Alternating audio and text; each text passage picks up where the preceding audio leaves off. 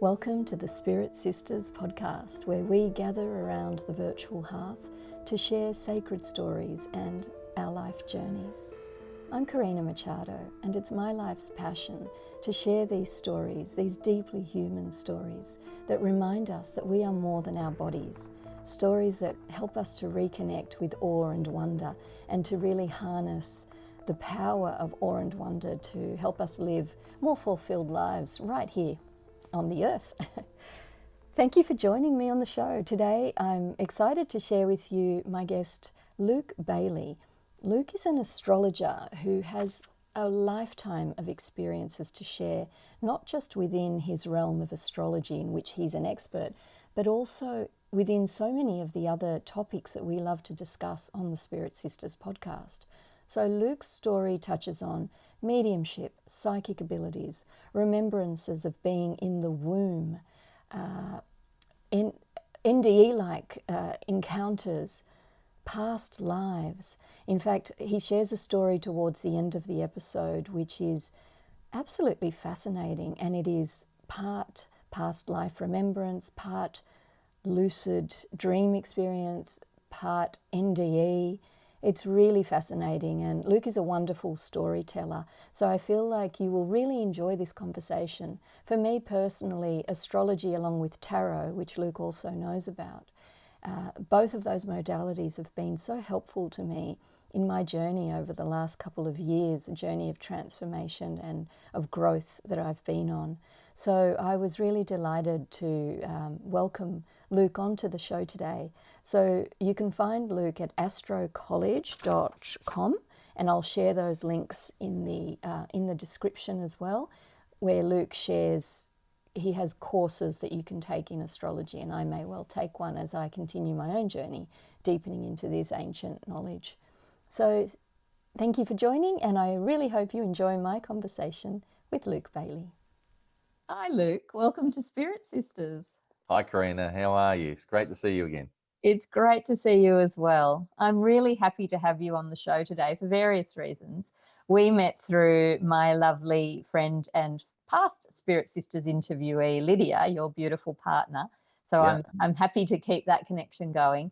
And the second reason is because, as I was sharing with you just prior to pressing record, astrology has, along with tarot, been a surprisingly supportive companion for me over the last couple of years. It's really held my hand, both of those modalities actually. And so I've been doing a deep dive into this space just as a layperson over the last couple of years. So you're a qualified and respected and I guess we could even say veteran astrologer with decades of experience. Thanks. In the best possible way, Luke. Yeah. And so I'm happy to have you on the show today to share your wisdom, Thank your insights. you. Yeah. Yes. I just say veteran. Thanks very much. But yes, I started that at about 16 years old, and I'm a little bit older than 16 now. I try to get away with it. I still try to get asked for ID, but it doesn't work. So. Starting at 16 is quite. I'm having a coffee. Please do go ahead and enjoy. Yes, starting at 16 it's such a young age, isn't it? So let's just jump right in there. That's a great starting point. Tell us your story. What drew you to astrology, especially at such a tender age? It was very interesting because what drew me to astrology was, in a nutshell, I didn't believe it worked. So I looked at it, and what happened was I think I'd just left school. I left school, but I was visiting a friend who I went to school with, called Robert Parks, who's now a professor at Newcastle University. So Rob, I went over to see him, and he had an astrology chart, and I think I've still got that, and the original one that he'd hand drawn, and he'd put it all together, and I said, "What's that?" He said, "It's an astrology chart," and we started chatting, and me being a Capricorn, a little bit doubting of things, and also not typically a Capricorn, because there's a lot of reasons in my chart about that, I sort of said, "Oh, look, this is garbage." And he said to me, "How do you know?" And I said, "Oh, well, went off on my little tangent." And he said, "What do you do when you get a headache?" And I said, "Well, I don't know, take a Panadol at worst, or just let it run its course. He said, why do you take a Panadol? I said, well, it helps with the headache. I said, how do you know it helps? And I went, I've taken them before. He goes, well, how do you know a chart doesn't work? He was very philosophical like this, Rob. And so I said, yeah, okay, fair enough. I said, what do I do? And he said, well, I'm not going to do it for you. And he gives me a book, How to Calculate an Astrology Chart. We go get some photocopies out of what we call the table of houses, which is where the positions of the houses are going to lie across the globe when you're born. We took a photocopy out of the ephemeris, which is where the planetary positions are, and a couple of blank charts. And he said, here you go, knock yourself out. And that's how I learned astrology. So I taught myself, and it was not a very easy task because it's very mathematical. Luckily, I was quite mathematical as a kid, and I calculated my charts, and then I took it to him, what I didn't realize, but he'd learnt from his mum. This becomes a bigger story. Now, is it a coincidence, Karina, that around the same time my father passed away? And it was in that, I think I might have been I might have been just turned 17 when I did that. I keep saying 16, but when I think back, it might have been I just turned 17, because I think it was just after my father passed away that I had that conversation with Rob, and I started calculating charts to find that his mum, Colleen, had done astrology, and she'd been teaching him. Now, it turns out as we got further down the track that Colleen had learnt from a man in Sydney who my father had done it with. That is fascinating. And a few things come to me as you share that. I don't think it's a coincidence at all. No, neither do I. Yeah. Now, do I have it right that your father was also learning astrology? Yes. That's, So I when don't think I knew that detail. no, I don't tell too many people, but so I grew up in a family, because I'm one of the questions, you sent me through a lovely bunch of questions. So I'm sort of guiding away into that a little bit. But it turned out, and there was a lot of stuff about my relationship with Rob and with his mum, because both of them were quite psychic as well. So when I say that, we used to also go over there, not just for martial arts stuff, but then I started learning about meditation, started doing some meditation circles with them, and some other people would come over. And then I'd have conversations. And then it was the first time ever that I realized I wasn't crazy when I was a kid, that these people did exist. And we're talking about people like spirit guides.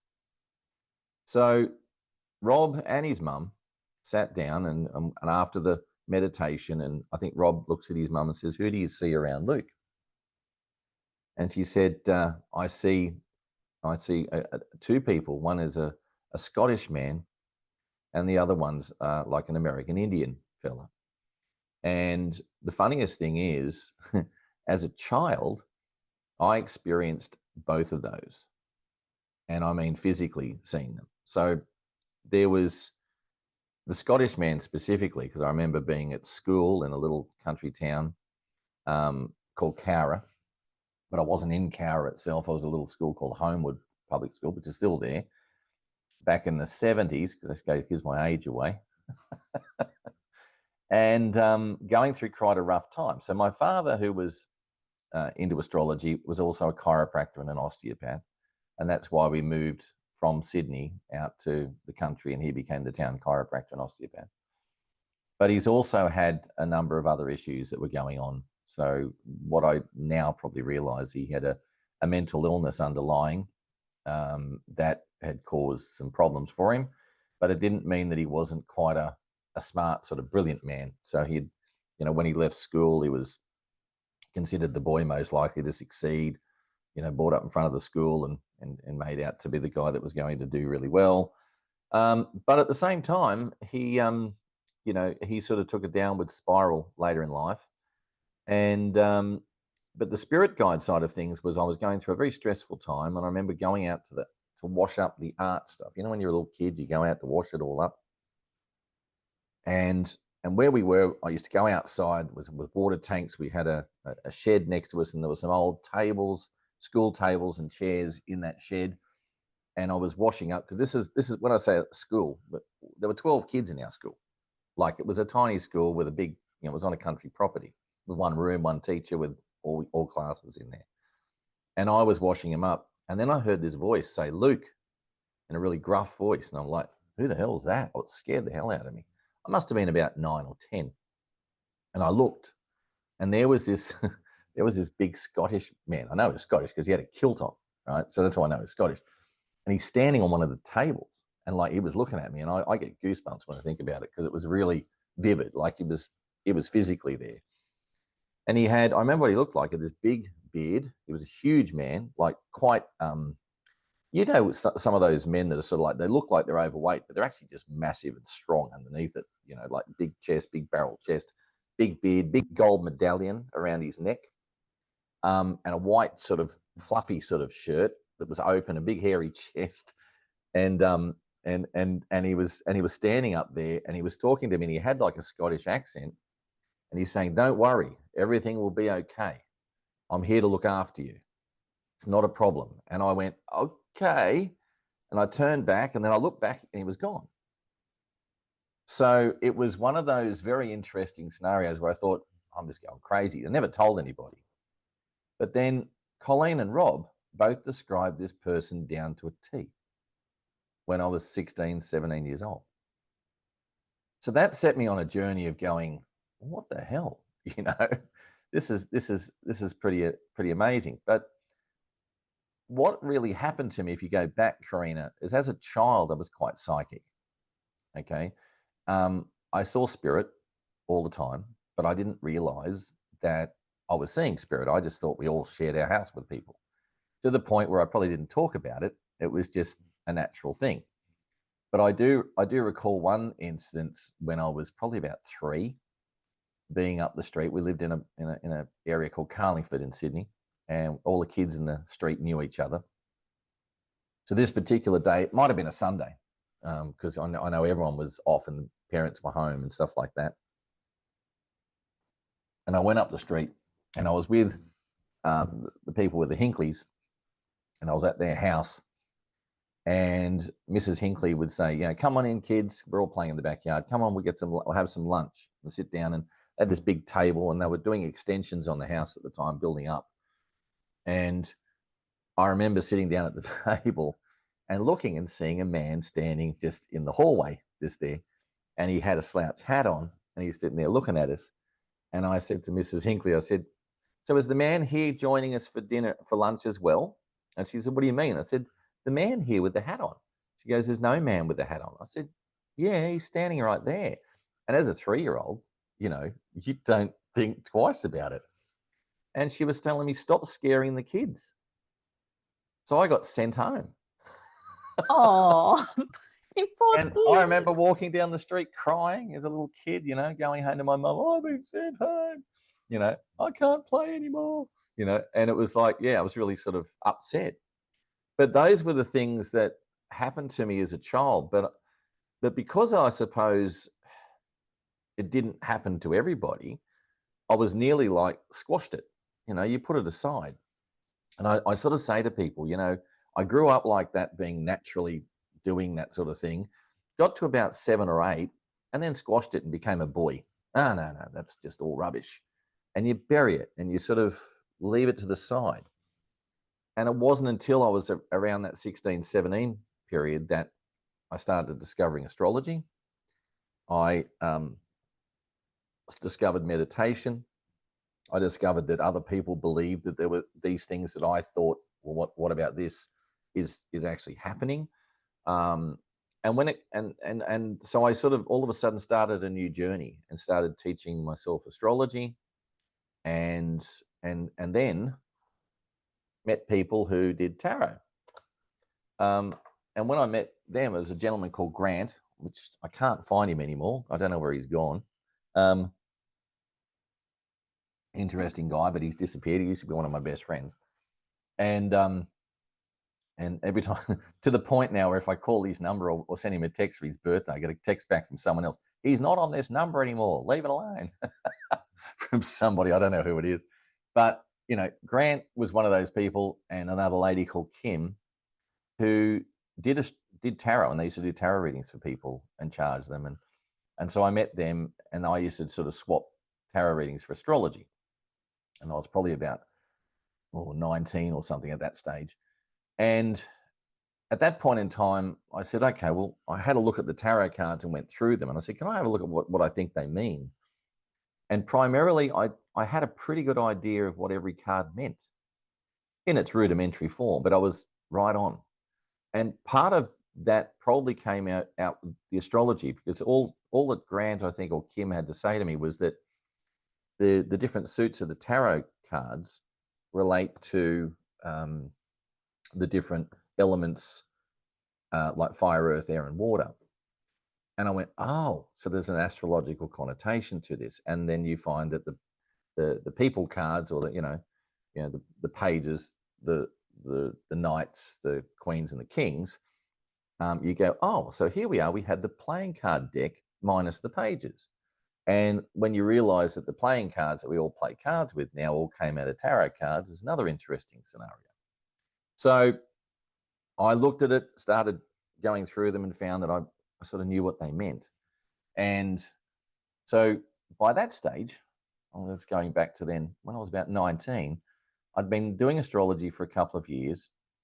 And I sort of, when I say doing astrology, when I discovered it, like I said to you, I wanted to prove it didn't work.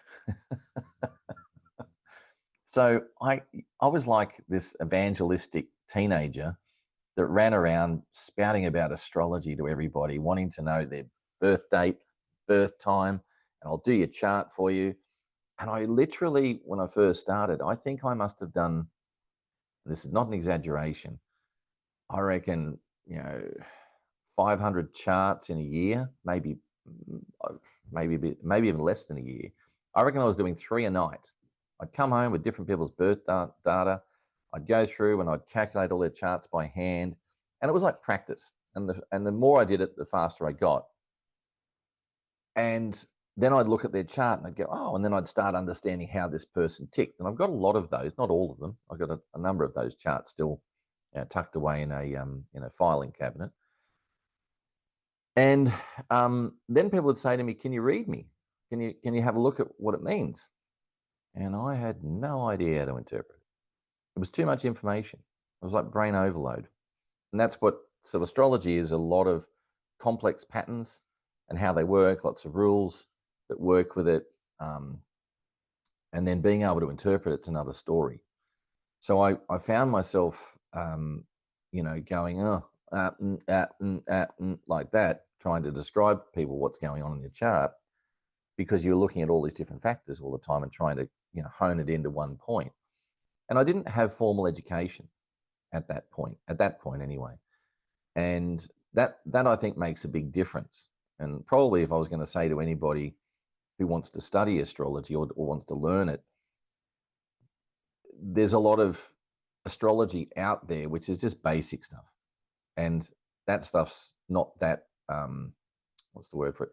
It's not necessarily accurate. It's generalized. Yeah. So it's not teaching you how to use it and what to do and what to interpret properly. There's a lot of, there's some very, very good people who have YouTube channels that are professional astrologers. And there's a lot of people out there that are running around on TikTok and, Facebook and, Instagram, throwing stuff out there just to get likes and information, but they really don't know what they're talking about. And there's more of those than there is good ones, unfortunately, at this point in time. But generally speaking, if you want to get an education in astrology, you need to, it'll take you, it's no different than any other university degree, realistically. It'll take you a good 2 years, I suppose, to become a 2.5, to get what I call the basics of astrology, sorted out. And that would be, as you are probably aware, I now have the International Academy of Astrology, or Astrocollege. I bought that off a lovely lady called Ina Stanley in the US who founded it 29 years ago. So why I did that was because the curriculum is wonderful, and it's a lot of other reasons, but that's one of the main things that I know, that if someone wanting to learn astrology and they go through that, by the time they've just gone through their natal studies, which is what they call Nat 1 through to Nat 7, you're pretty much an astrologer. You could go out and practice, but you still got to hone skills. You're not professional yet, but you're on your way. It's like you've done your basic training in such a way that you can go out there. You've done your apprenticeship. You just haven't become an educator or a professional in a certain area.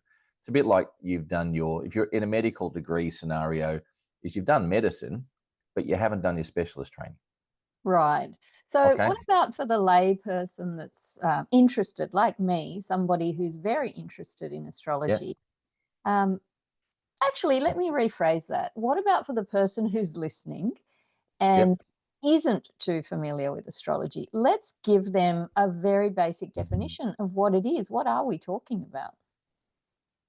Well, there's a lot of conjecture of what astrology is. Astrology is probably the oldest science on the planet. And when I say science, it's because, going back many, many millennia ago, people didn't even know how to read and write.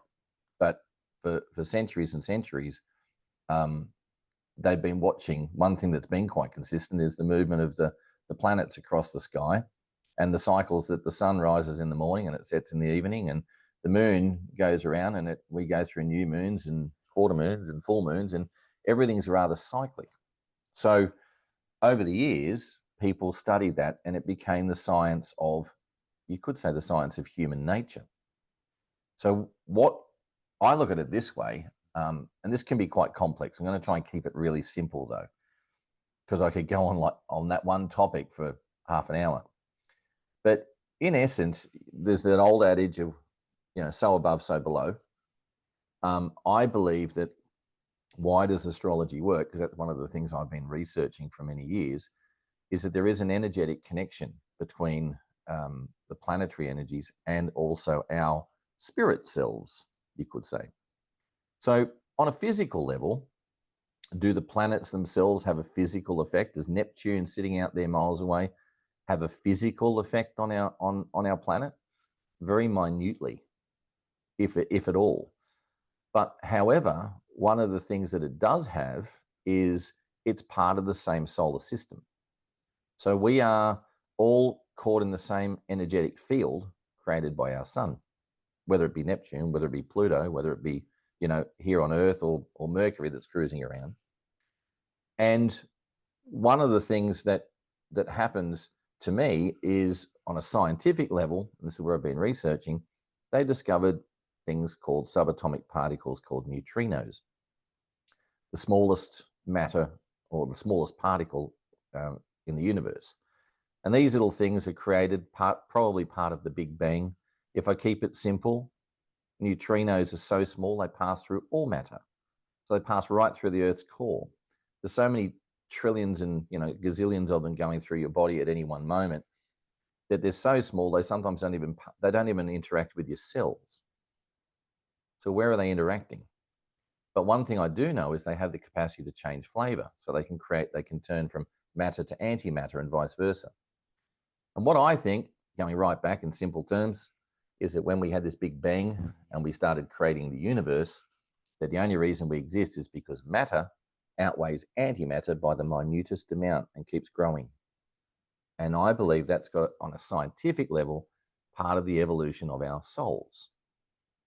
That's how we grow. But realistically, we are all an energy. Even a table vibrates. It just vibrates very small. So much so to us it feels solid. But everything has a vibration and everything has this, connection. So what if I could say to you that our sun produces its own neutrinos and sends them out? Some of the things that people don't know is that we understand that photon particles hit the Earth because that's light. But neutrinos don't travel as fast as light, but they get here first. And you go, how's that? And the reason for that is because photon particles, as they're being produced by the sun, the light particles, they bounce off each other and sort of delayed reaction getting moving. It's ever so slight, but neutrinos are just instantaneous and they just pass through. So they get here before light.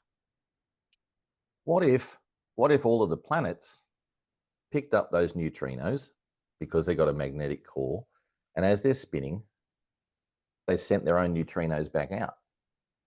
So they don't necessarily create them, but they redirect them. And they therefore create a pattern an energetic pattern that's turning and pushing them out towards different directions based on where their location is. And what if when you're born and you come out of this little, beautiful little warm crib inside the womb that's nice and warm and soft and lovely and dark and no one knows, and then all of a sudden you take your first breath. How do you know that that's not your energetic pattern, or your blueprint isn't attached to where the planetary energies are creating energy at that moment in time? That becomes your independence as an independent soul. And then you go to the next one and say, well, what if we're having multiple lifetimes at the same time? That's another question. Wow, Luke. Okay. Mind blown. Thank you. But this is, I'm trying to keep it simple, but at the same time, the question is, how does astrology work? What is it? I think it's the planetary, it actually forms a physical connection to our souls. And what we're doing is, when you map the chart, you're seeing that this is where you're born with your energies and how they naturally work. And then over centuries and centuries, we know that if they're working in certain ways, they're likely to manifest in certain ways.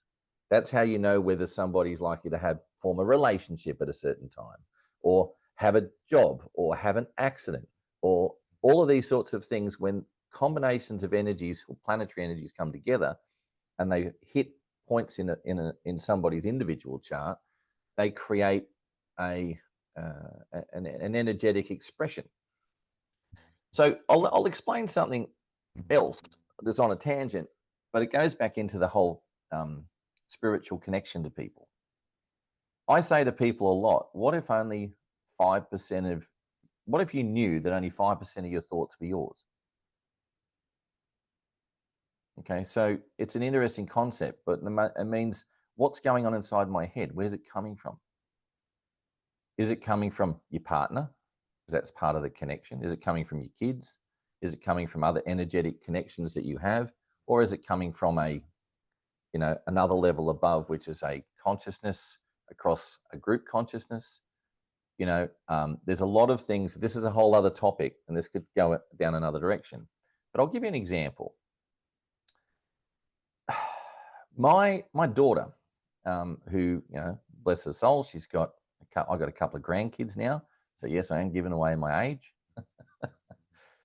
And she rings me and she says, Dad, can you give me any idea as to when the baby will be born? And, oh no, that's right. She was ringing me about advice for her partner to do with job and seeking a new job, or whether he should take a new job.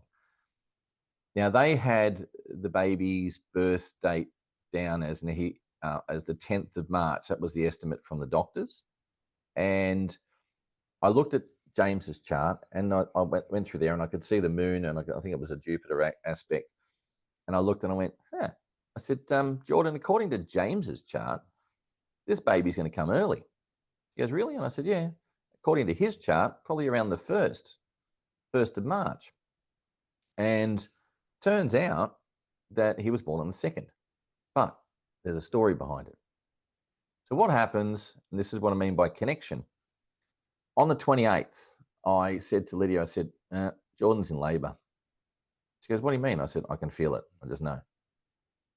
So I rang her, and she answers the phone, hello. And I went, you're in labor, aren't you? She goes, yeah.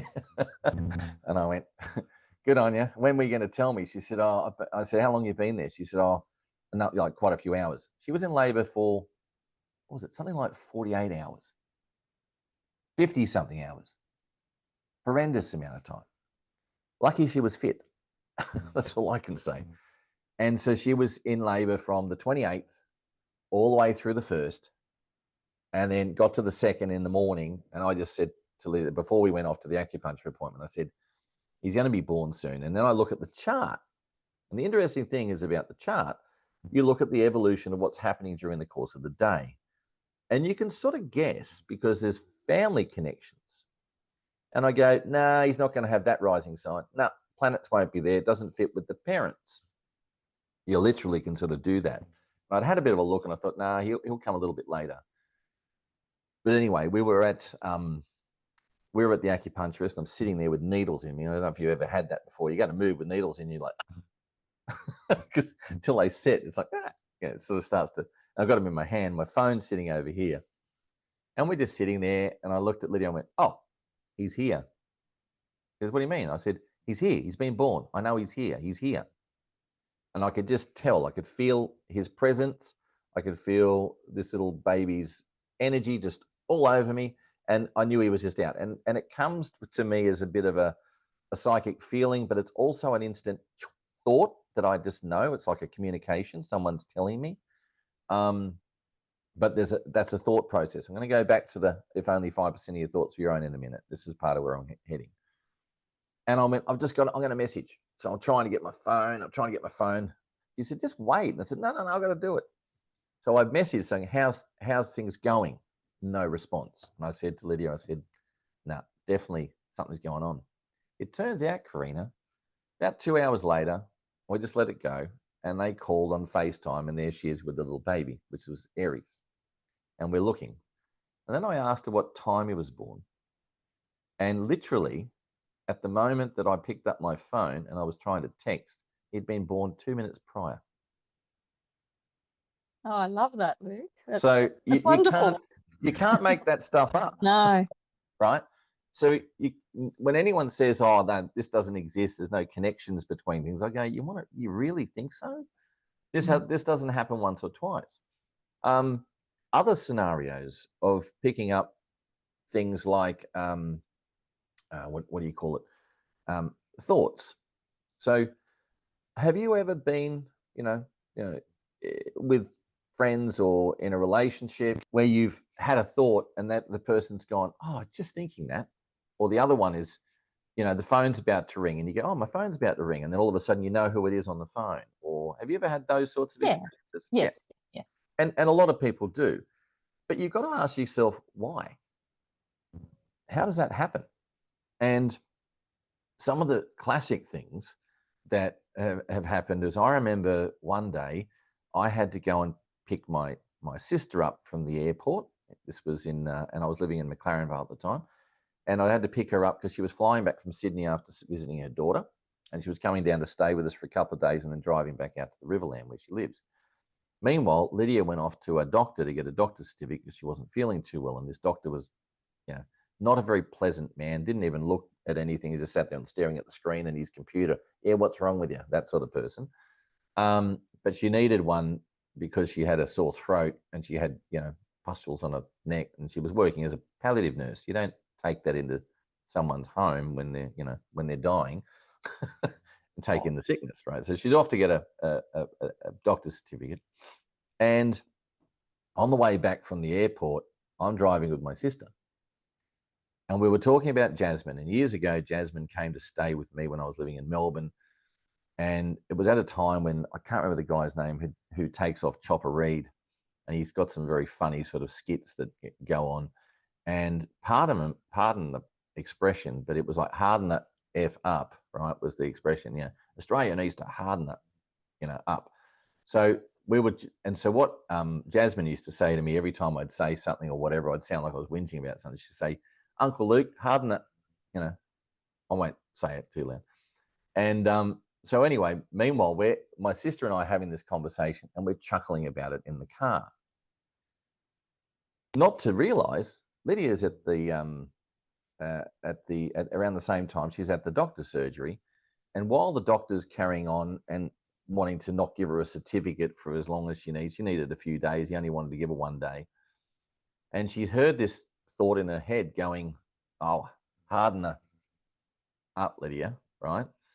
And she didn't say anything about it. And she thought, "Oh, where the hell's that come from?" And hearing it in that tone.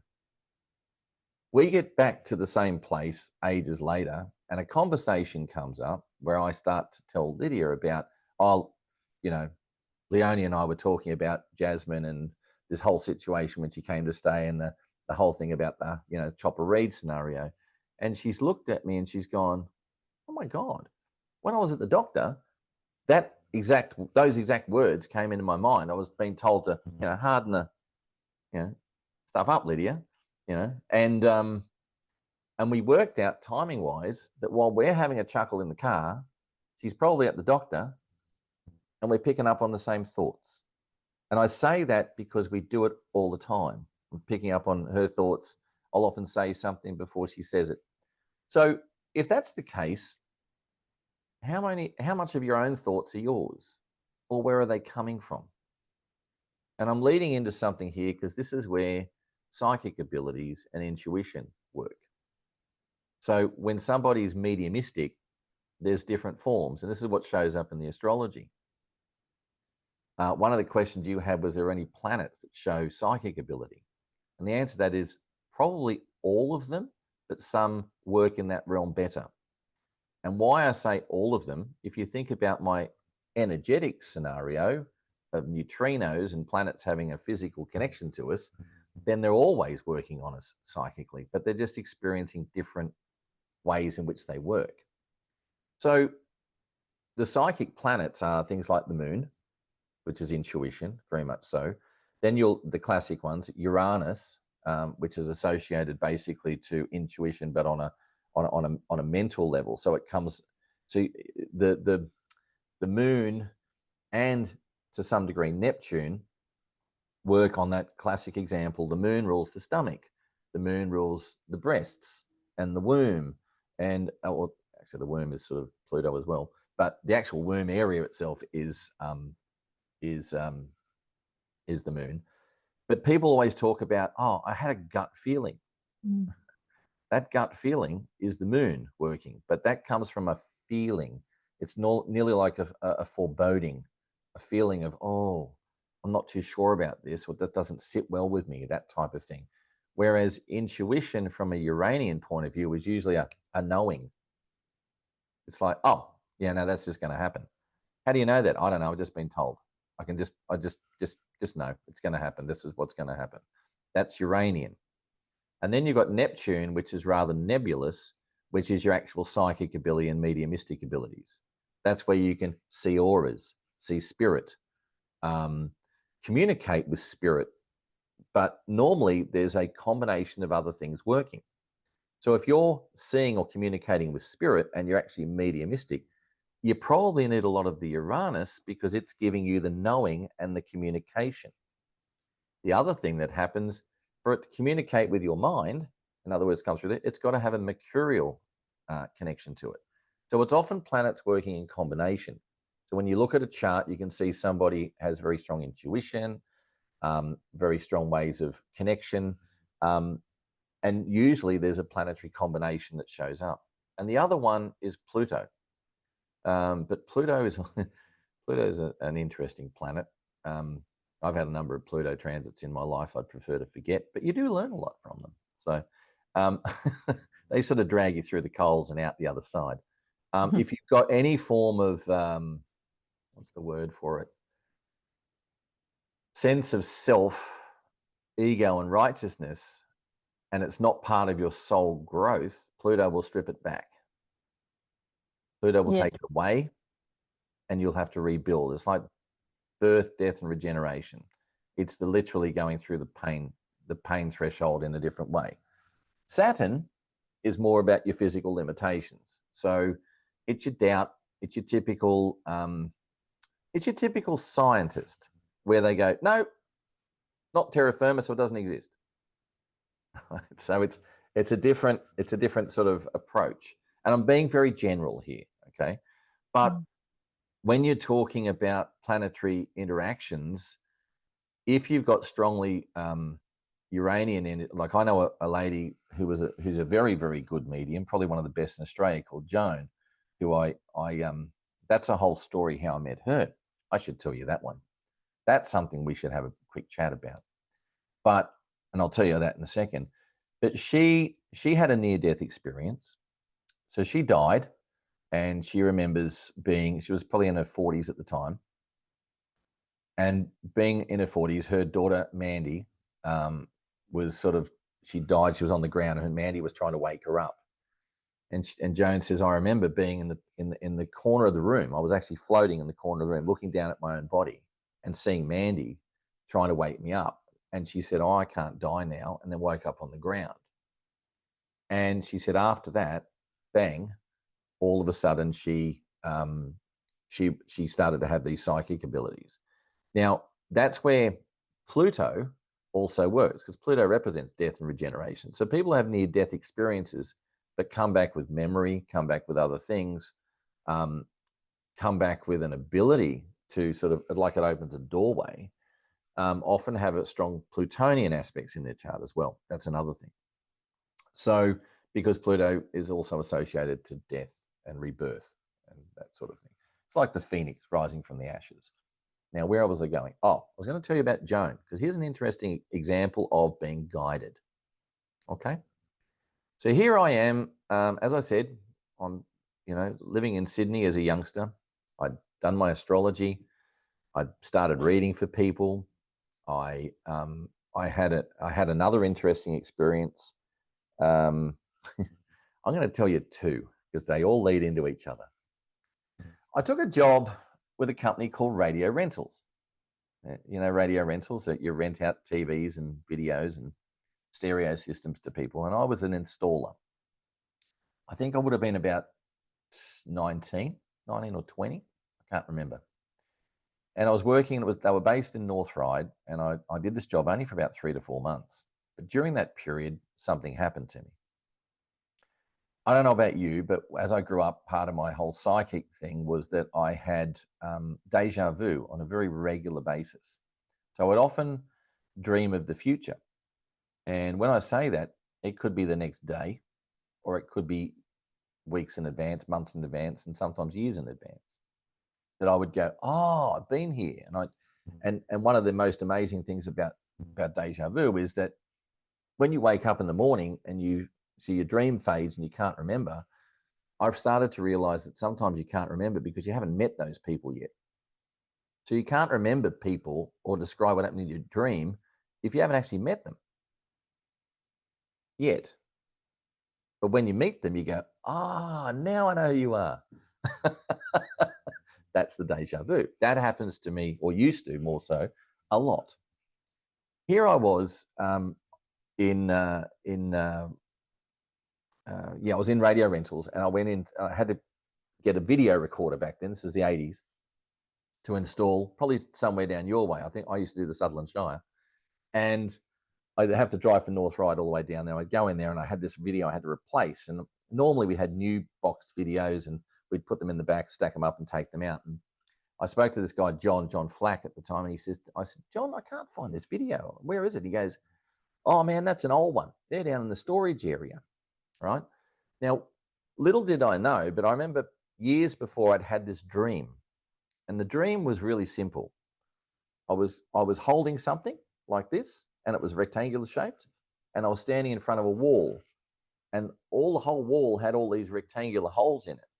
And I put this thing on the ground, and I pulled one out from the wall, whatever it was, put it down and put the other one back in.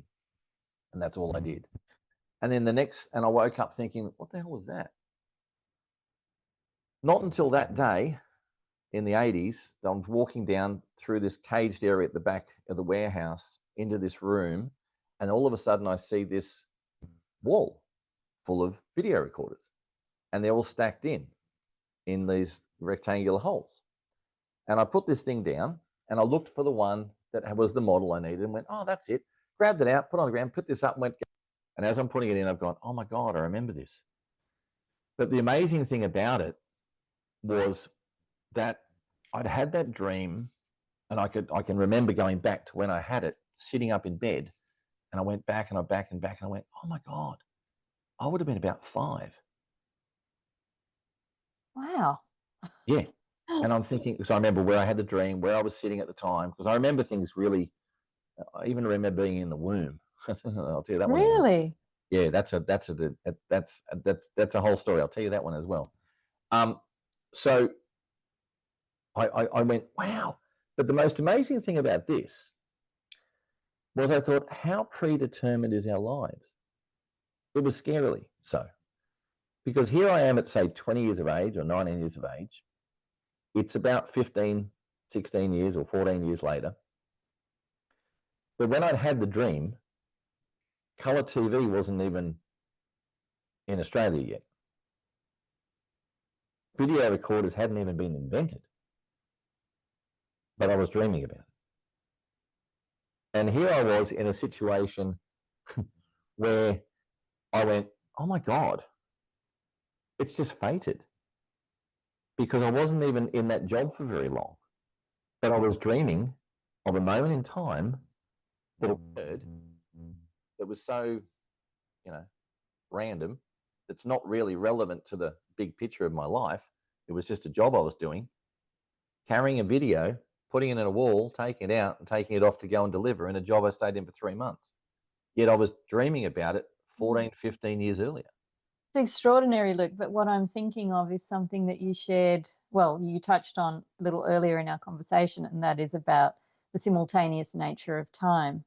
Yes. So if the past and the present and the future are all existing simultaneously, that could be you reason. as a person with an expanded awareness, and we can talk, about the fact that we all have that, but it doesn't seem like all of us can access it as readily as some. And you somehow accessed that moment that's existing in the expansive present.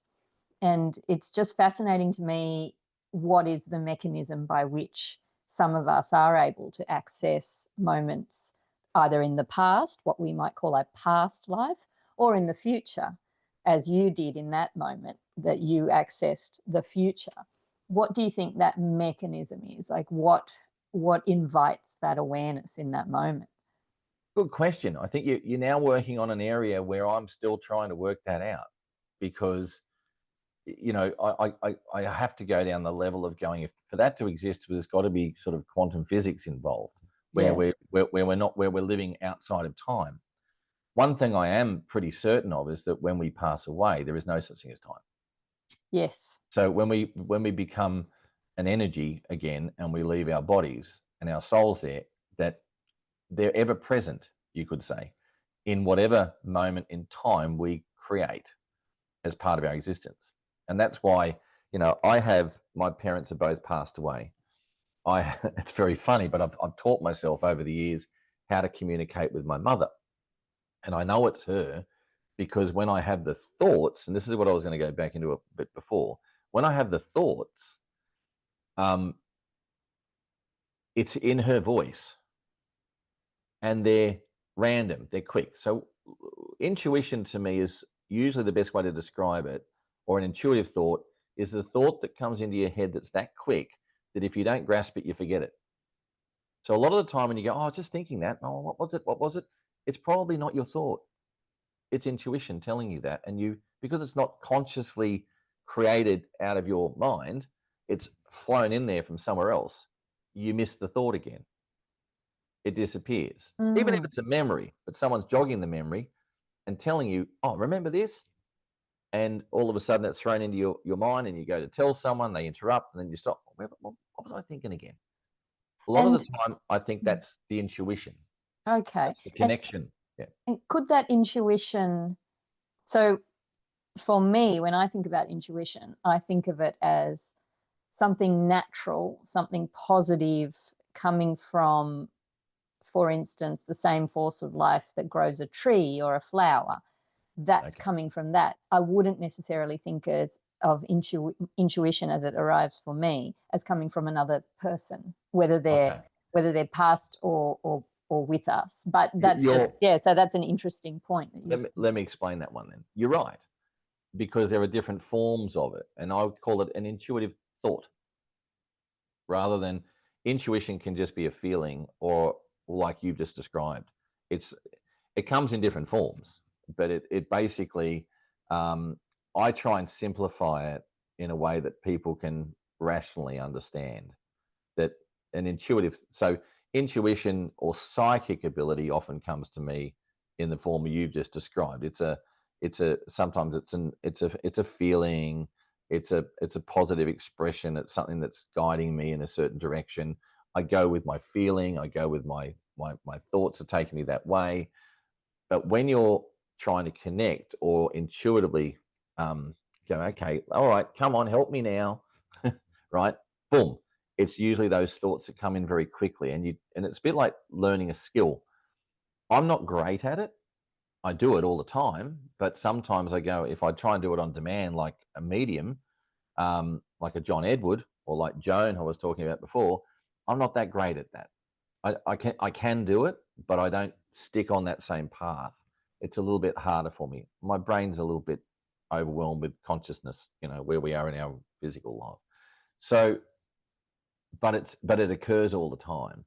Now, now I've done the whole losing my track a little bit, but I was going to go back to a couple of things. Joan was one of them. You Yes, wanted that to was what I tell was the gonna do. story of meeting her, that there's a real story of Yeah, connection. so I've just behind that. gone through the radio rental stuff. And basically what happened at the time after I left radio rentals, I thought, you know what? I'm done with Sydney.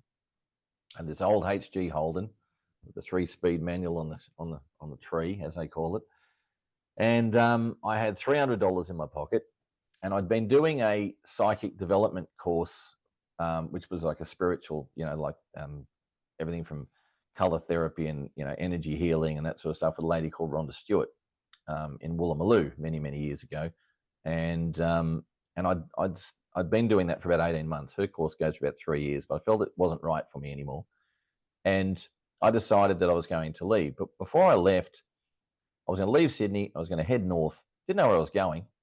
I was just literally, packed up my stuff, threw stuff in the back of my car, and started heading north. But before I did that, there was a couple of twin girls that were in the class with me, and I knew my first stop I was going to end up on the Gold Coast way, and then I'd probably head further north from there if that took me that way. But I was going to drive from Sydney to the Gold Coast, and I can't remember their names off the top of my head. I can't remember their mum's name, but they said, look, when you leave, if you head up to the Gold Coast and you've got nowhere to stay, you can always stay with our mum for a week or so until you find your own way. And if you like, we'll give you her number, and we're told that you can come up. And they were a couple of Kiwi girls. And back then, when you called somebody, you didn't have mobile phones. You had an answering machine if they weren't at home. So I literally, left, and they'd given me their number, and that's all I had. And I drove, and I rocked up at Burleigh Heads at about 2:30 in the afternoon, and it might have been a Saturday. I can't remember now. And I pulled up with the car, and I got out, and I thought, okay, I need some coins. I need some coins to ring Sydney to find out the number of these girls' mums. So I go into with a $2 note back then, and walk into the local cafe that was just there, and I asked this lady behind the bar. I said, "Do you have any change so I can get for making a call? I got to make an STD call down to Sydney." And she said, "Oh, look, I normally do, but I don't. But if you go round to the news agent, they should be fine. And I'm really sorry, but that's okay." And off I went round to the news agent, and sure enough, they gave me some money, and I started ringing. And I was only getting the answering machine. So I left a message saying, "Look, I'm on the Gold Coast looking for your mum's number, blah, blah, blah. I'll ring back." So I was waiting around for like about an hour and a half, ringing every now and again, because every time you'd ring, you'd lose your money. And anyway, one of the times I ring and I get on to one of the girls, and she says, "Oh, yeah, look, mum should be at work at the moment. We'll give you her number at work, and you can give her a call there, and then to meet her there and follow her from there." And I said, "Okay." So they give me her number, and I ring her. And I said, "Oh," and she said, "Oh, so whereabouts are you?" And I'm meeting. She said, "I'm in Burleigh Heads." I said, "Oh, so am I." Wow. And she goes, I said, "Whereabouts?" And she said, "I'm in a cafe." And she gives me the description. I went, "Did I just come in and ask you for change about an hour ago?" She goes, "Was that you?" So the first person I laid eyes on was the person I was looking for. Now, you got to laugh. You go, that is not. So from there, I went and stayed with her, and I gave her a tarot reading back then, because I was still learning my tarot. So that's what she wanted. And I was there for about a week, and then she had another friend who wanted to come and get a tarot reading done, and it was a lady called Moira, and Moira was also a psychic, and I worked that out afterwards. And I'm going, "You're quite psychic." She said, "Yeah," and she said, "Now I've got to take you to meet somebody." And I said, "Who's that?" She said, "A lady called Joan, but you won't ever be able to find her house. She lives out at Mount Burrell on this dirt road." And okay, and she took me out there to meet Joan, and when I met Joan, I ended up staying with her for 3 to 4 months. So it was a very interesting, and that was my first real connection to a medium, a proper medium, who, when I sat down with her, the first thing she said to me, my father had died when I was 17, about 2.5 years before. And she looks at me and she said, "Who's John?" I said, "Well," I said, "Oh, alive or dead?" She goes, "In spirit." She goes, "Oh, that's my dad." He goes, "Oh, he's telling me finally he got you here." Oh, wow. You know what strikes me listening to you, Luke, is that life has brought you a succession of teachers. Yes. Yeah, and also, kudos to you for following those breadcrumbs to the teachers as well and having the courage. I mean, I'm still quite astounded at how young you were to be exploring all of these things. So yeah, I just wanted to note that. I think it's interesting how, they say when the student is ready, the teacher appears. It seems like you Yeah. were ready very young. Well, what happens, and the other thing is, astrologically, when I studied astrology and I looked back, I looked at when I first discovered astrology, or when I was, actually it was when I was leaving school. That's right. I left school out of the blue, and I had Jupiter and Uranus in Sagittarius in conjunction right on my ascendant at about the day I left school. And what that means is it could be a couple of things. It means that I no longer am going to be taught in this traditional manner. And Jupiter and Uranus together are the two planets ruling astrology. So all of a sudden, bang, I left school and discovered astrology instead of going to uni, which everyone expected me to do, because I'd had a scholarship at a private school in Orange. And I left there mainly because I couldn't eat the food. I was a celiac and no one knew how to feed me at boarding school. So back then, in 1983, no one knew how to feed a kid. When I was growing up at kids' parties, mums would look at them and say, "Can my kid catch what he's got?" That's what it was like back then. And so I'd always had a sensitivity to things. And that takes me back to being in the womb. Remember I told you about that one? Yeah. Okay. I've heard of people remembering being in the Yeah, womb, but it's a rare thing, I think. it's one of those. Well, I think why I remember is probably because it was so traumatic. Okay. I think people remember trauma, or it throws things at them. And I'll come back to it, because you also mentioned in here you wanted to hear about a dream that I had, which wasn't really a dream. The past lives, quote unquote Yeah. past lives. Yeah, I do. Yeah. I do want to hear that. But tell us a Oh, bit about your memories of being in the womb first. well, how I know that was the case is because sometimes you have memories of things and you just think, "Oh, was that just a dream?" But it wasn't. So I remember the actual birth process. I remember coming out. I remember being squished. So because I remember being squished, I have a real thing with claustrophobia. So you can't hold me down or put things over my face. I'll just go nuts. And also the fear of drowning. So I was born with this complete fear of water. They couldn't even put me in a bath. So I would, and my mum knew the difference. I was the third born, so this child would not even, go in a bath. She couldn't. So they had to sit there and sponge bath me, sit me in a little bit, that much water, and then sponge me with a face washer, sort of thing. That's the only way they could wash me. And if it was hair wash time, I would scream, and it would be trauma. By the time I was, going to school and had to learn to swim, they wrote home and said, "Don't take this kid anywhere near water. Like, do not persist in teaching him to swim." I was in too much trauma. But what happened was that when I was about 18 months old, maybe 19 months old, I'm sitting in the high chair. And I remember this, sitting in the high chair. We were in Carlingford. The people across the road were the Medleys, Carol and John. And he was a school teacher, and she was, I can't remember what Carol did, but we're sitting down having some lunch. And I was put in the high chair. I remember clear as a bell, wooden high chair, and I'm sitting there. And I used to have this weird thing about holding my breath before I ate. So I'd hold my breath sometimes, and nearly go blue and green before I'd get, and then I'd be okay to eat. Not all the time, but I used to do it. And this particular day, I looked at my mum and I said to her, "It's all your fault." And they all sort of stopped and looked. So here I'm 18 months old, because I was starting to chat, but I was really clear with what I was saying. I said, "You wouldn't let me out. I wanted to be born in September, not December." And everyone's freaking out because they go, "Well, how does this kid even know what month's what?" I'm 18 months old. And my dad ran off and got a piece of paper and started writing all this stuff down, which has since been lost, but I don't know where it's gone. But this is the whole story that was there. And I told my mum that I wanted to be born in September and not December because she was drowning me. And there was all these cubes. I don't know what the cubes were, but all these cubes were holding me in. And I was drowning and I wanted to be born and you wouldn't let me out. I can't remember the rest of it, but I really just ripped into her as a little baby. And what had happened is my mother had threatened to miscarry with me at 6 months old. Well, 6 months in. So I was born in December, and September would have been when she was threatening to miscarry. And it settled down, and I was okay, and I stayed full term.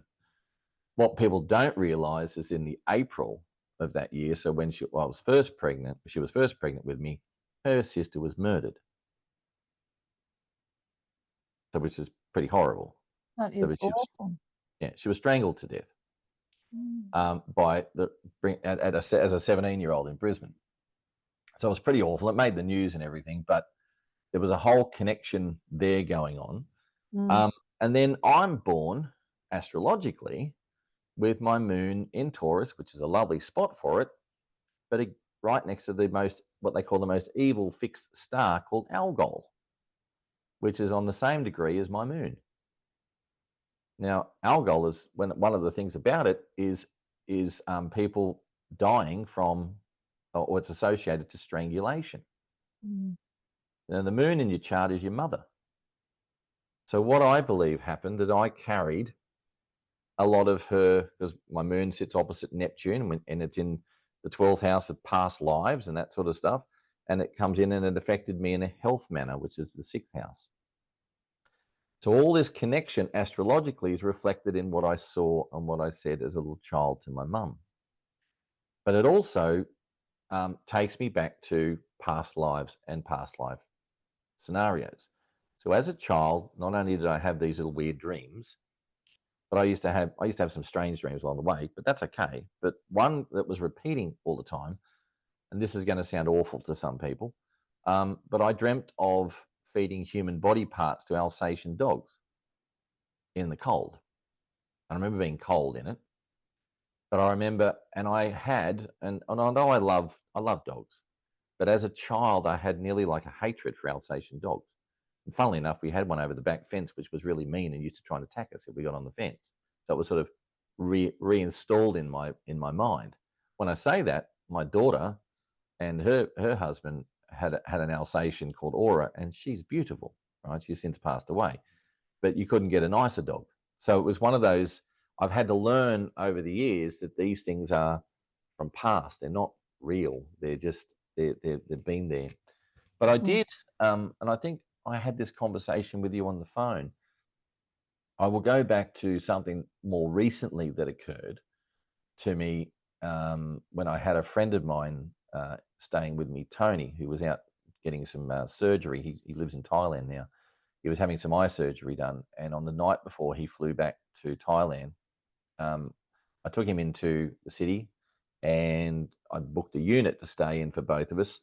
So I was sleeping in a separate room to him. And then the next day he flew out in the morning. But that night I went to sleep and I wasn't actually, this wasn't a dream. I know for a fact it was too.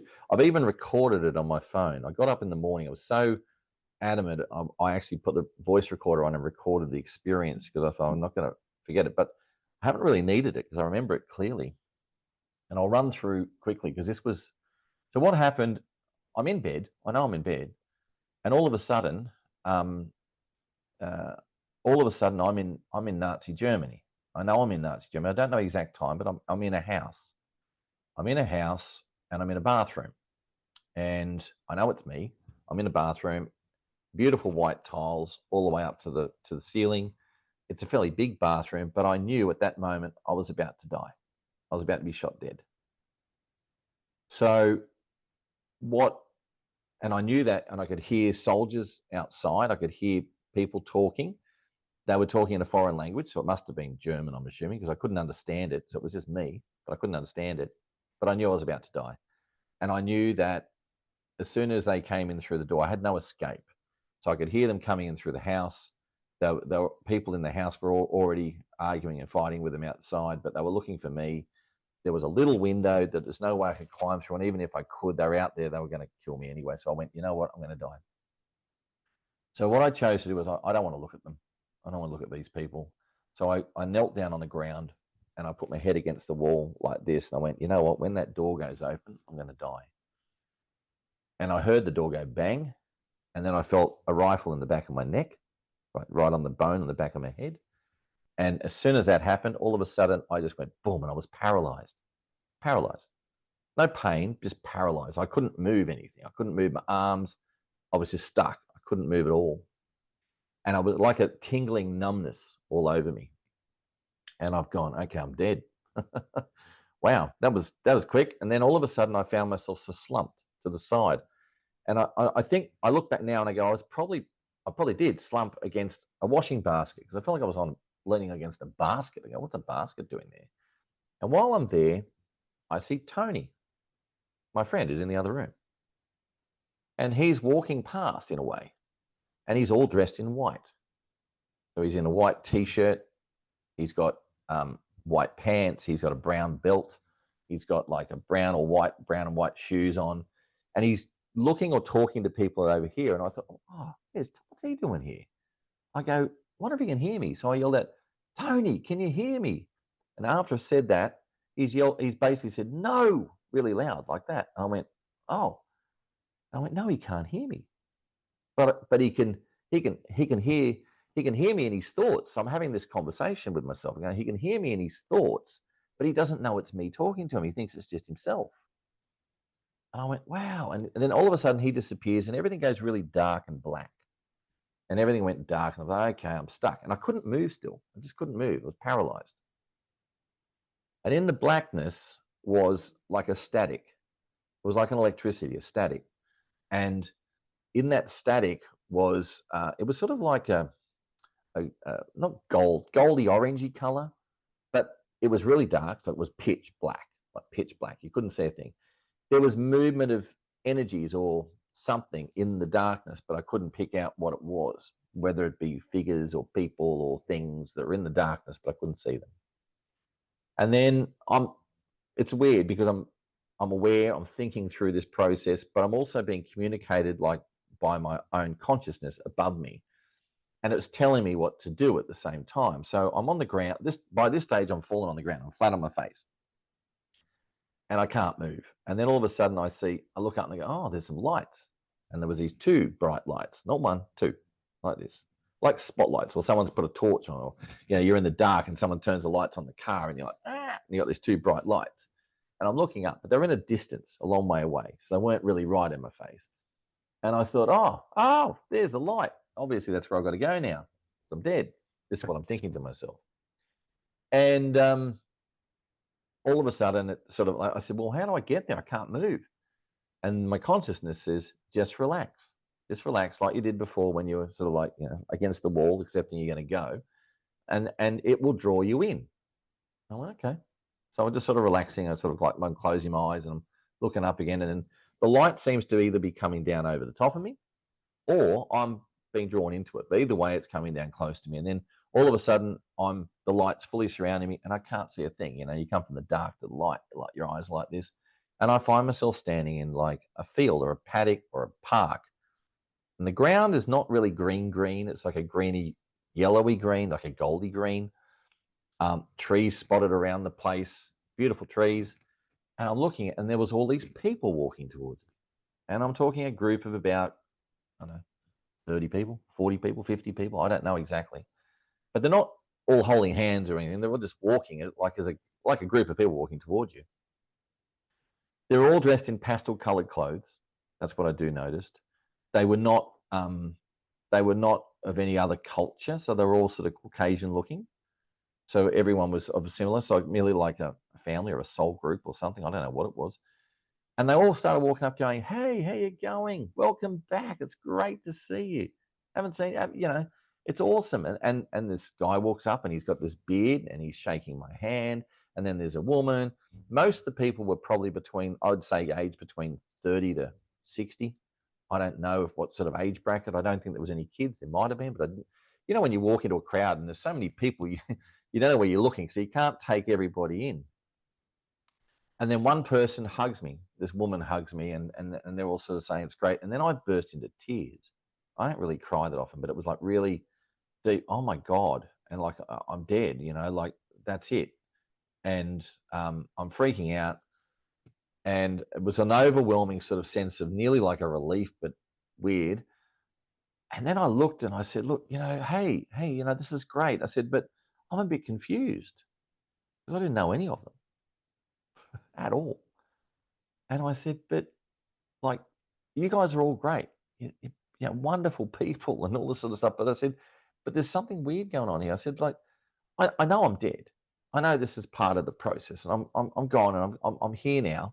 But I said, where are the people that love me?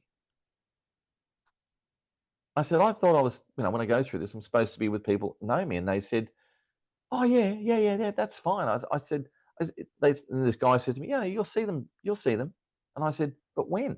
When am I going to see them? And he goes, you'll see them soon, like the next, in a couple of days or not long. And then after that happens, bang, I'm back in the bed. And I know I'm in the bed. And I'm paralyzed again. I'm still paralyzed. I can't move. I'm like, oh my God. And I'm like literally zapped of energy. I physically can't move. But what I think happened, Karina, was my alarm went off. And it brought me back. And I went, oh, and I was trying to roll over to like turn the alarm off on the phone. Like, oh, I can't hardly move. And then I hear Tony, Luke, time to get up. I got to get to the airport. Here's someone who's panicking that he has to be at the airport, I think his plane flies at 8:45 or something. And this is like 6 o'clock in the morning. We're only 10 minutes from the airport. So I'm like, great, Tony. But I sat up and I've just gone, yeah, okay, mate, not a problem. I'll be there in a minute. But the whole thing took me a while to come out of. And it changed my psyche for weeks and weeks afterwards. I drove home that morning, got back here, and you can ask Lydia, and I said, I'm going to lay down for a bit. And I slept for about 5 hours. And since that moment, I had never really been 100% the same. But what I sort of have accumulated in a lot of experiences over time is that I believe that somewhere, I don't know who it was exactly, one of the things that comes to me as well is I don't know if I was female or male. Because I was me. But what I have done is I'm absolutely convinced that the connection with me from a close past life is that I was an astrologer in Nazi Germany that was probably trying to undermine or work out a way to plot against Hitler. Because I'd worked for his people, and then when all of a sudden he didn't like what was going on, he wanted to start removing them all. So I don't know whether I died as part of the Night of the Long Knives, which is in 1934 before he really came to power. But doing some kinesiology with a lady in Sydney, she brought it back to being associated that I'd passed away in 1943. Now, the fact I had recurring dreams about feeding human body parts to animals or dogs, that sounds more like a concentration camp, and it sounds more like wartime. So I'm more inclined to think it was 1943, but who was I? I know I'm associated to certain people that come up through Google searches and searches I've done, and but I can't come up with a name because the body, when I'm doing the muscle testing to work it out and ask the questions, doesn't associate, but it will tell me who I was associated with, but I don't know who exactly I was. So do you think that the vision you had, the dream, the recurring dream as a child of that person feeding the dogs, that was the same person that was executed in that bathroom? Okay, Yes. that's really interesting, because as soon as you started telling telling your remembrance of being in that bathroom, I thought, oh, that's because the tiles were nice, and it was all, I felt like that wasn't a concentration camp setting, but it does speak to what you said about. Yeah. I think maybe what happened was that I had been put in there for a period. The fact that I'm feeding, I might have been there for a reason, or it might have even not been a concentration camp. I don't know. But whatever, there was some pretty nasty stuff going on. It's horrendous. And maybe I had escaped from there. Maybe I'd escaped from there, and I was seeking refuge, and that's why they found me, and then they shot me. Yes, and I don't. potentially that action of what you were doing with the dogs was potentially that was a punishment. Yes, yes, Mm. exactly. And I feel like I just feel like I sort of knew things in the womb, perhaps, that I was associated to giving advice astrologically to people in that era, and involved in a movement associated with it. But then it was worked against me. So and they came after me, and I just feel that what I thought was a dream, which wasn't a dream. I know it wasn't a dream because it's too vivid. I remember it like I was there. I physically believe that my soul went off and experienced that whole process. One of the things that's come to me as a strong possibility is that when I was greeted by people on the other side, that they were actually the family of the person of that lifetime, not me. Mm. That's why I didn't recognize them. Oh, that's a fascinating idea. And also, when you said that this was more than a dream, took note of 2 points that you mentioned within this experience. And well, firstly, you had it like a whole near-death experience within that experience, but Yes. you mentioned a sense of static. There was Yes. static, and you mentioned the sleep paralysis as well. Now, in all of my books, I'm sure that in each of the books there are stories about sleep paralysis, especially in Spirit Sisters. I drew that connection between sleep paralysis and the spiritual experience, and a kind of a peak spiritual experience of that is profound and stays with you. There's a definite connection. And I also remember interviewing mediums who might not have even called themselves mediums, just women within our midst who experience the spirits standing like flesh and blood people in front of them. Yep. And I remember at least one of them saying that prior to an experience of a spirit manifesting before her, she would have this sense of paralysis and couldn't move. Like she might just be laying on the couch watching TV and she'd suddenly have this experience. So she wasn't even asleep. And others would mention this static in the ear preceding an experience of spirit visitation or connection. So those 2 points, I just thought I'd bring them up because they are indicative of a very profound spiritual experience. Yeah. And the connection like that, because like I was saying, going through it, I was able to conceptualize from the things I've heard in the past. But when I was going through it, I'm like, oh, so this is what I have to do now. Oh, I know where I am now. It was that sort of consciousness coming through. And that's what got me through to the other side. I just listened and on I went. One of the things that I find is, people talk about poltergeists and things like that. One of the theories that I've had for a long time, and I go, I'm probably right because I like to be, think I'm right sometimes, is that sometimes people have died, but they don't know they're dead. Yes, So, I've heard that before too. So what? For example, I remember, plenty of stories about. I remember my mum telling me about a house in Mossman she went and stayed at with some friends when she was a kid. Well, she'd probably not a kid; she's probably 16, and she'd stay there the night, and she'd been woken up by someone walking up and down the hallway. Looked like they were holding like a stake, like this to their, like walking with a cross and holding a stake to their neck. And she's going, who the hell's that? Like this, because the door was left open and ajar. And she went back to sleep. And the next morning she got up and she was telling people, she said, who was walking up and down the hallway last night? They go, well, none of us. Why? She goes, oh, there's a person walking along, holding something to their neck. And they all panicked and went, oh my God. In that house, the person who'd owned it years before had shot themselves through the neck. That's how they died, in the house. So in that situation where someone shot themselves, they pulled the trigger, like when it happened to me, I can tell you now that if I didn't know that was happening and what to expect, if I just shot myself or bang, imagine if you were, asleep and someone shot you in your sleep, your body stopped, your spirit's thrown out, or something like that's happened, and you go, well, where am I? Now imagine if it was in a situation where you're thrown out into a realm where you're, part physical realm, and you think to yourself, hang on, where am I? No one's listening to me. You walk up like Tony. No one's listening to me. He can't hear me.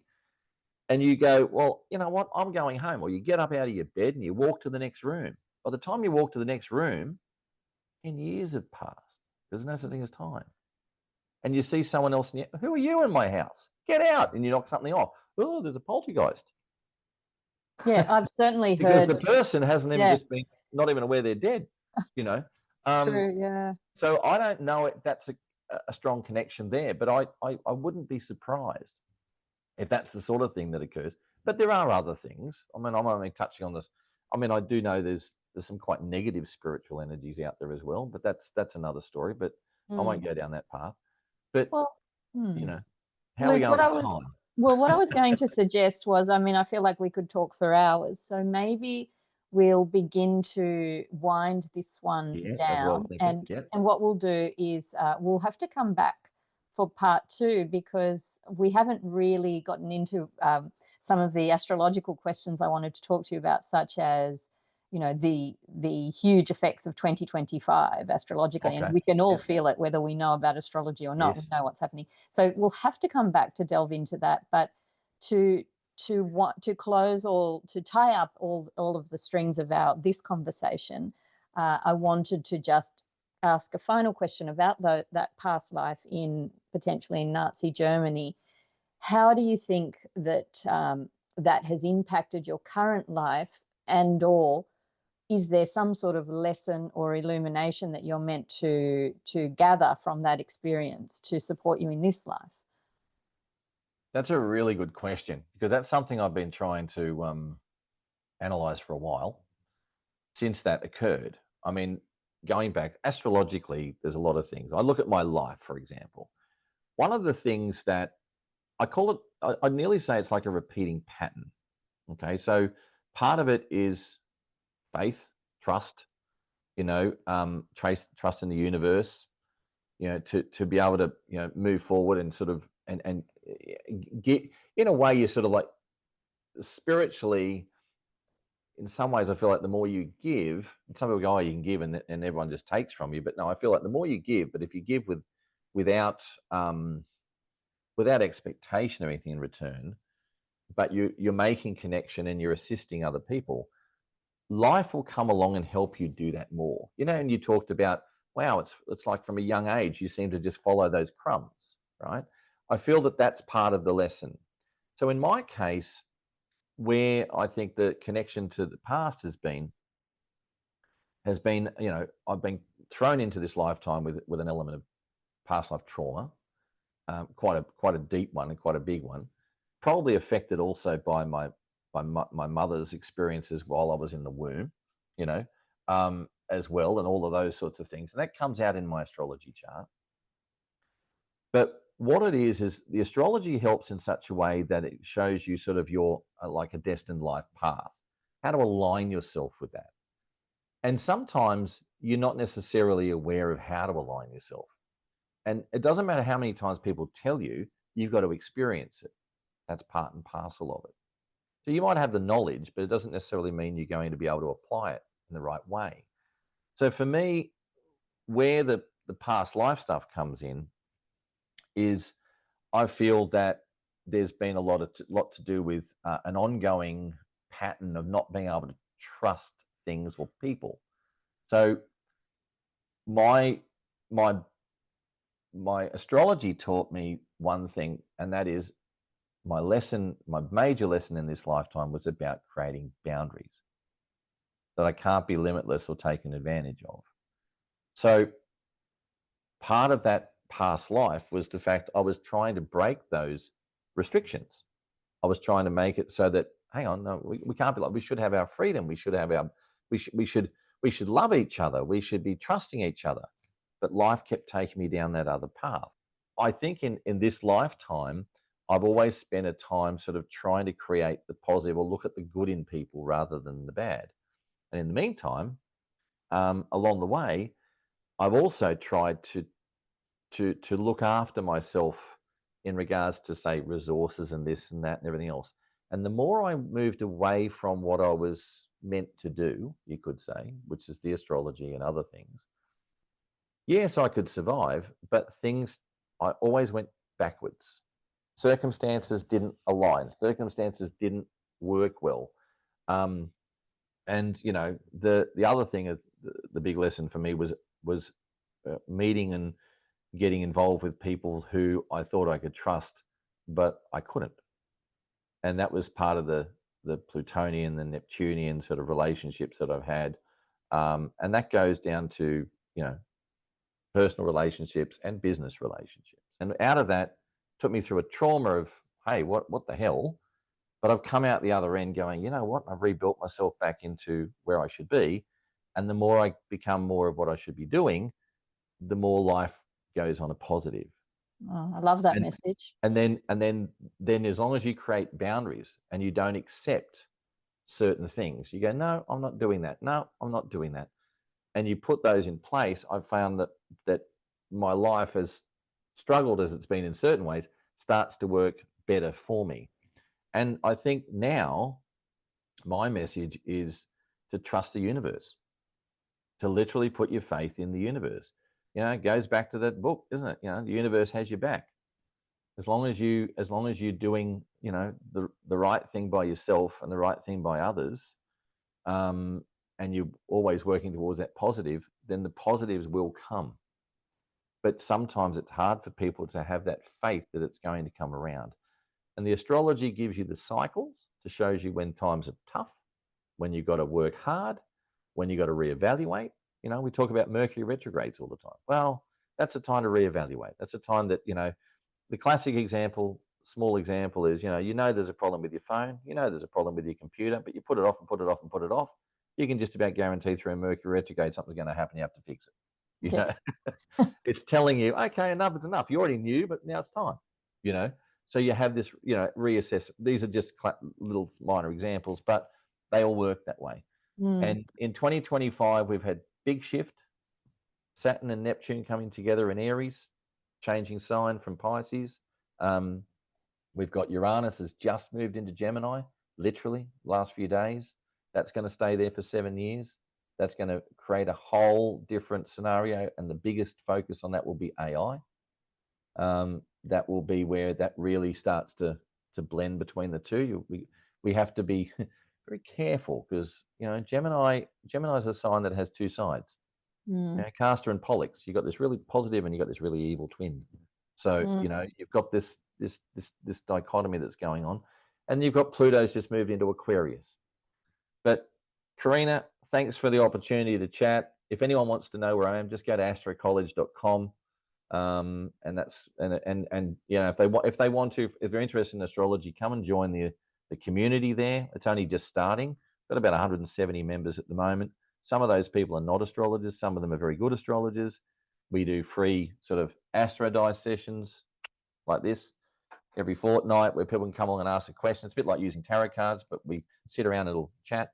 We've got and chart delineation practice of people who might have been studying astrology but don't really know how to delineate properly, and come along and do that every fortnight. We just had that on. In Australia, it's a Saturday morning every 2 weeks. We just had one, so another 2 weeks from now. But that's the sort of thing that I can offer, and you know, we can go from there. Thank you for sharing your stories today, Luke. They're so multi-layered, much like astrology, which is a multi-layered technology. Your life is multi-layered. All of those stories that you've woven together today for us, and there's no doubt so much more that you can share. So we'll have to make a time for you to come back and share some more of your remarkable life journey. But for now, I want to say thank you so much, Luke, for coming on the show. Thank you very much, Karina. Much appreciated. Thank you for listening to Spirit Sisters. If you enjoyed this conversation, please subscribe so that you won't miss an episode. And don't forget to rate and review the show. Have an experience you'd like to share with me? Get in touch at my website, karinamachado.com, or find me on Facebook at Karina Machado Author. After all, there's nothing more powerful than a story.